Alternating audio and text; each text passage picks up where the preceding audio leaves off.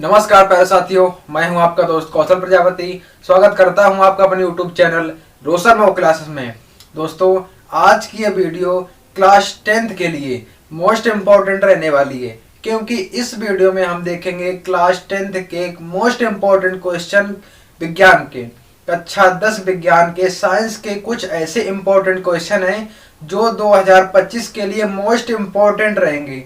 50-60 question है, 50-55 question है। अगर आपने इनको तैयार कर लिया तो आपके 70 नंबर का पेपर आता है विज्ञान का, उसमें से आपका 60-65 नंबर पक्का हो जाएगा। इतना क्लियर है बिल्कुल। अगर आपने इन 50-55 टॉपिक को तैयार कर लिया तो आपका कितना, कम से कम 60 या 65 नंबर बिल्कुल तैयार हो जाएगा। तो टॉपिक कौन कौन से हैं तो देखेंगे, इधर टॉपिक देखेंगे। और इन टॉपिक मिलेंगे कहां पर, आपको ये टॉपिक कहां पर मिलेंगे, तो आपको एक एक टॉपिक करके इसी YouTube चैनल पर आपको डाल दिया जाएगा। डेली आपको एक एक टॉपिक मिलेगा इधर से, ठीक है। तो हम जानते हैं टॉपिक क्या है। तो इन टॉपिक को सबसे पहले आप लोग बनाइए एक रजिस्टर, उस रजिस्टर में नोट करिए क्लास 10th इंपॉर्टेंट टॉपिक, ठीक, इंपॉर्टेंट टॉपिक विज्ञान। और उसमें जितने भी सारे यहाँ पर टॉपिक हम लिखेंगे वो टॉपिक नोट करना है। फिर टॉपिक वाइज एक एक टॉपिक, एक एक प्रश्न आपको डेली उसमें लिखना है और याद करते जाना बिल्कुल अच्छे तरीके से। तो देखते हैं पहला आपका टॉपिक क्या है। तो हमने टॉपिक लिखा, पहला टॉपिक कौन सा है, लिखा कक्षा 10 विज्ञान 2025 के लिए, ठीक। कम से कम 60 या 65 नंबर आपका इससे पक्का हो जाएगा। और ये प्रश्न जो है ये हर साल पूछे जाते हैं बोर्ड परीक्षा में, ठीक। तो पहला प्रश्न आपका क्या है, सबसे पहला आपका टॉपिक है संयोजन तथा वियोजन अपक्रिया। मोस्ट इंपोर्टेंट है कक्षा 10 के लिए, विज्ञान के लिए, संयोजन तथा वियोजन अपक्रिया।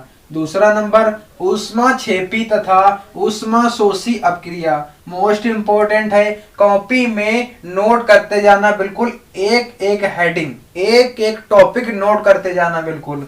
थर्ड नंबर आपका टॉपिक है रासायनिक समीकरण संतुलित करना। हर साल आता है, हर साल पूछा जाता है रासायनिक समीकरण संतुलित करना। नंबर 4 आपका अम्ल, क्षार तथा लवण की परिभाषा।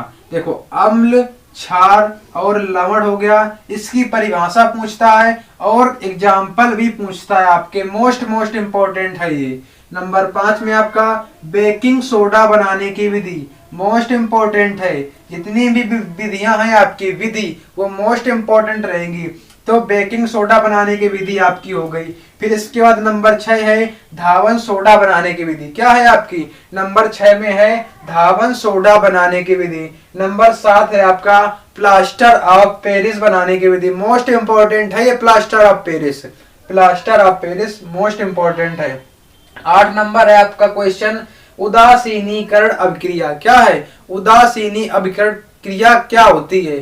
तो आपको टॉपिक वाइज बिल्कुल लिखते जाना है रजिस्टर में, और एक एक टॉपिक आपको इसी चैनल पर मिलेगा। एक एक टॉपिक आपको डाल दिया जाएगा। सबसे पहले ये डाला जाएगा, इसके बाद ये डाला जाएगा, इसके बाद ये डाला जाएगा। लाइन से आपको मिल जाएंगे सभी, ठीक। इसके बाद 9 नंबर टॉपिक है धातु एवं अधातु के बारे में। धातु क्या है, अधातु क्या है, इसके बारे में आपको अच्छे से जानकारी प्राप्त कर लेनी है और याद कर लेना है। 10 नंबर विद्युत रासायनिक श्रेणी। मोस्ट इंपोर्टेंट है ये, मोस्ट इंपोर्टेंट है ये विद्युत रासायनिक श्रेणी, ठीक, कक्षा 10 विज्ञान के लिए 2025 के लिए। फिर इसके बाद आपका है 11 नंबर टॉपिक कौन सा है, संतृप्त एवं असंतृप्त हाइड्रोकार्बन। संतृप्त एवं असंतृप्त हाइड्रोकार्बन। 12 नंबर आपका सजातीय श्रेणी क्या है, सजातीय श्रेणी क्या है, ठीक। 13 नंबर आपका है आयुपीएससी का नामकरण। हर साल आता है, मोस्ट इंपोर्टेंट है ये आयुपीएससी का नामकरण। आयुपीएससी कैसे बनती है, कैसे बनाई जाती है, तो ये आपको तैयार करके जाना है। 14 नंबर आपका साबुनीकरण अभिक्रिया क्या होती है। हमने बताया जितनी भी अभिक्रियाएं हैं वो मोस्ट इंपोर्टेंट हैं। साबुनीकरण अभिक्रिया क्या होती है, प्रतिस्थापन अभिक्रिया क्या होती है, एस्टिलीकरण अभिक्रिया क्या होती है। तो तीनों अभिक्रियाएं हैं ये वाली, ये मोस्ट इंपोर्टेंट है, मोस्ट इंपोर्टेंट है। 17 नंबर टॉपिक भर्जन तथा निस्तापन में अंतर। भर्जन तथा निस्तापन में अंतर बताना है आपको। 18 नंबर देखो यहां से लगाकर 17 नंबर तक आपके केमिस्ट्री के टॉपिक हैं। किसके? केमिस्ट्री के। अब आता है आपका बायोलॉजी। बायोलॉजी में क्या है? सबसे फर्स्ट नंबर है जो ये पाचन तंत्र, 19 नंबर श्वसन तंत्र और 20 नंबर उत्सर्जन तंत्र।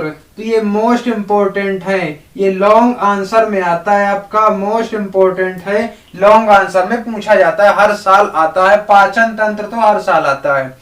तो जितने तीन भी है, पाचन तंत्र, श्वसन तंत्र और उत्सर्जन तंत्र, तो ये आपके क्या है? ये मोस्ट इंपोर्टेंट है। तो फटाफट इसका स्क्रीनशॉट ले लीजिए, फटाफट इसका स्क्रीनशॉट आप लोग ले लो। अब इसके बाद क्वेश्चन अगले देखते हैं हम। अगला टॉपिक आपका दिया गया है 21 नंबर टॉपिक क्या है? 21 नंबर टॉपिक है अगला कौन सा? लैंगिक जनन और अलैंगिक जनन। मोस्ट इंपोर्टेंट है ये, लैंगिक और अलैंगिक जनन। ठीक। 22 नंबर टॉपिक है परागण तथा परागण के प्रकार। परागण तथा परागण के प्रकार। इसके बाद 23 है आपका नर तथा मादा जनन तंत्र। ठीक। मोस्ट इंपोर्टेंट है ये, नर तथा मादा जनन तंत्र मोस्ट इंपोर्टेंट है। 24 नंबर है डीएनए तथा आरएनए में अंतर। डीएनए तथा आरएनए में अंतर। फिर आपको एक बार बता दें जितने टॉपिक हैं मोस्ट इंपोर्टेंट हैं, मोस्ट इंपोर्टेंट हैं। फिर इसके बाद 25 नंबर मेंडल के आनुवांशिकता का नियम। जितने मेंडल के आनुवांशिकता का नियम वो आपको याद करके जाना है। ठीक। 26 नंबर टॉपिक है एक संकर संकरण तथा द्विसंकर संकरण क्या है? एक संकर संकरण तथा द्विसंकर संकरण आपका क्या है? ठीक। इसके बाद आपका 27 नंबर टॉपिक लिंग निर्धारण की प्रक्रिया। लिंग निर्धारण की प्रक्रिया आपको याद करके जाना है। 28 नंबर टॉपिक है मानव मस्तिष्क। क्या है आपका? मानव मस्तिष्क। फिर इसके बाद 29 नंबर है तंत्रिका तंत्र। तंत्रिका तंत्र आपको याद करके जाना है। इसके बाद 30 नंबर है प्रकाश का परावर्तन। प्रकाश का परावर्तन पढ़ना है, इसके नियम है, नियम आपको पढ़ लेना है। ठीक। 31 आपका क्या है? अवतल और उत्तल दर्पण से जो प्रतिबिंब बनता है कैसा बनता है वो आपको पढ़ना है। उत्तल दर्पण क्या है, अवतल दर्पण क्या है। 32 आपका प्रकाश का अपवर्तन। प्रकाश का अपवर्तन के आपके दो नियम है, कौन कौन से? देखो स्नेल का नियम आपका मोस्ट इंपोर्टेंट है। प्रकाश का अपवर्तन का एक नियम है स्नेल का नियम, वो मोस्ट इंपोर्टेंट है, स्नेल का नियम। ठीक। इसके बाद 33 नंबर लेंस से प्रतिबिंब का निर्माण। लेंस से प्रतिबिंब का निर्माण कैसे होता है। 34 नंबर लेंस की क्षमता। 35 नंबर निकट दृष्टि दोष और दूर दृष्टि दोष क्या है? दोनों सेम है, बस ये है कि उल्टा है एक दूसरे का। अगर आपने निकट दृष्टि दोष पढ़ लिया तो दूर दृष्टि दोष आपको आसानी से समझ में आ जाएगा। 36 है मानव नेत्र का सचित्र वर्णन। मोस्ट इंपोर्टेंट है ये मानव नेत्र का सचित्र वर्णन। अब 37 नंबर ओम का नियम तथा उसका सत्यापन। ओम का नियम आपको याद करना, उसका सत्यापन भी याद कर लेना। इसके बाद विद्युत धारा, मोस्ट इंपोर्टेंट है विद्युत धारा। इसके बाद विद्युत मोटर है, विद्युत मोटर। फिर 40 नंबर आपका टॉपिक है विद्युत प्रतिरोध। 40 नंबर आपका टॉपिक है विद्युत प्रतिरोध। तो फटाफट इसका ले लो स्क्रीनशॉट, फटाफट ले लो इसका स्क्रीनशॉट। इसके बाद हम देखते हैं अपने आगे के टॉपिक क्या हैं। अगला टॉपिक है आपका 41 नंबर, कौन सा है? श्रेणी क्रम तथा समांतर क्रम संयोजन क्या है? मोस्ट इंपोर्टेंट है ये श्रेणी क्रम तथा समांतर क्रम संयोजन। 42 नंबर टॉपिक है आपका चुंबकीय बल रेखाएं। क्या है आपका? चुंबकीय बल रेखाएं।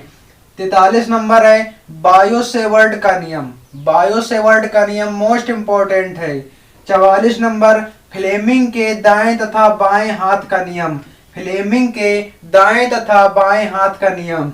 45 नंबर मैक्सवेल के दक्षिणावर्त पेंच का नियम। दक्षिणावर्त पेंच का नियम आपको याद कर लेना। 46 नंबर विद्युत धारा का चुंबकीय प्रभाव। विद्युत धारा का चुंबकीय प्रभाव आपको याद करके जाना है, पढ़ करके जाना है। इसके बाद आपको 47 नंबर है फैराडे का नियम।